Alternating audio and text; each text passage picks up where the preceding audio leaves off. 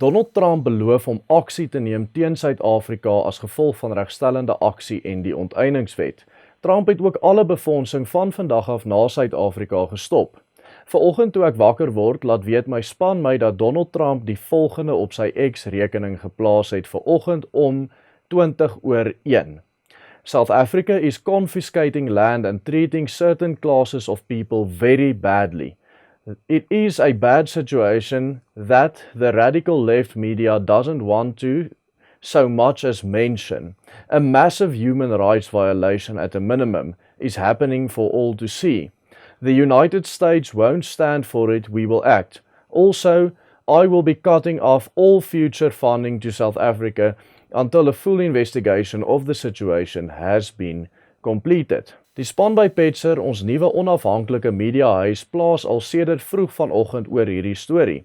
Jy kan gerus ook ons nuusblad begin volg op Facebook, dit is baie maklik om te kry, tik net die volgende URL in, facebook.com/petsernuus, soos jy kan sien op die skerm.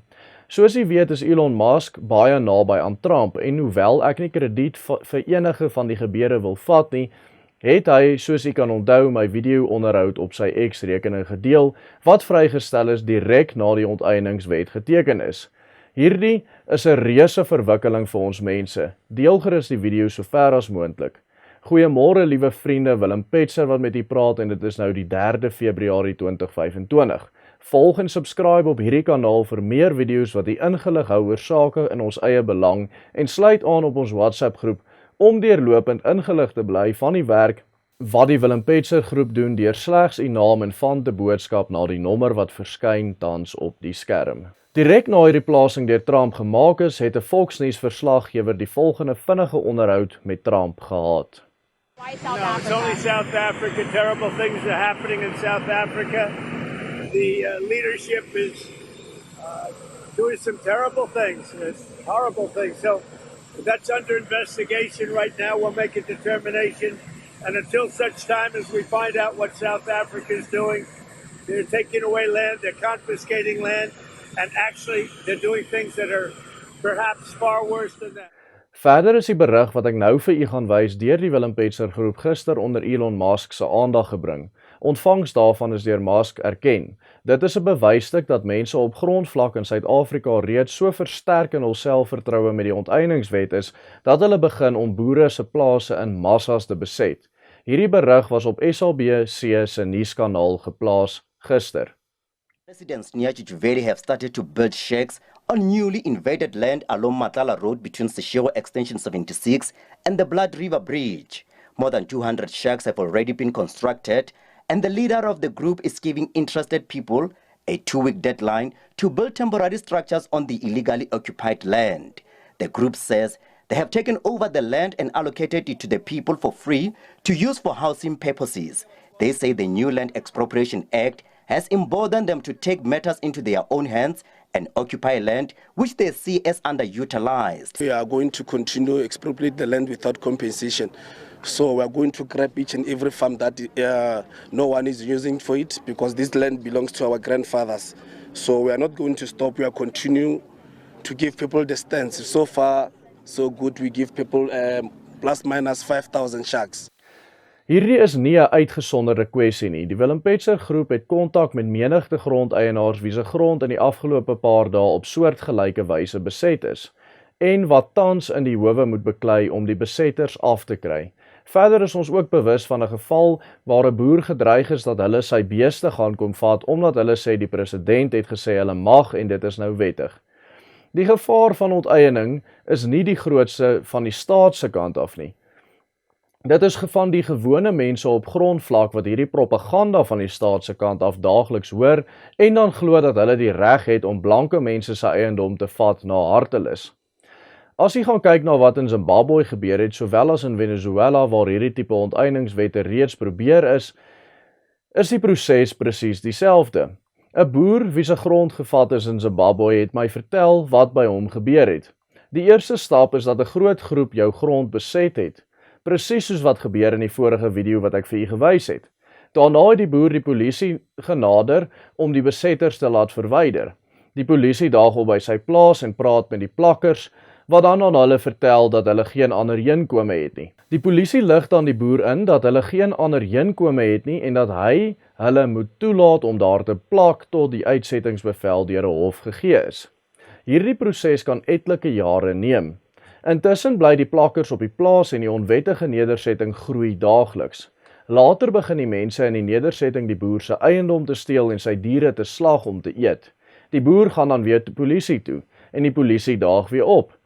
Nadat daar bewyse gelewer is van die karkas van die dier wat deur hulle gesteel en geslag en geëet is, praat die polisie weer eens met die mense van die nedersetting.